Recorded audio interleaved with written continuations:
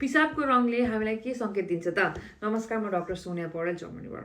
आज पिसाबको रङले तपाईँको शरीर के सङ्केत दिइरहेको छ हेरौँ है त।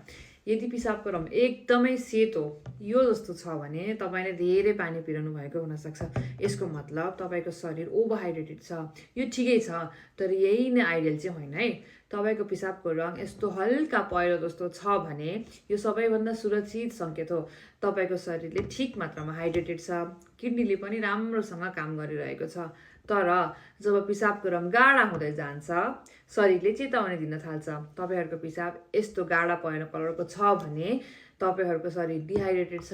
तपाईँले आजैबाट पानीको मात्रा बढाउनुपर्छ।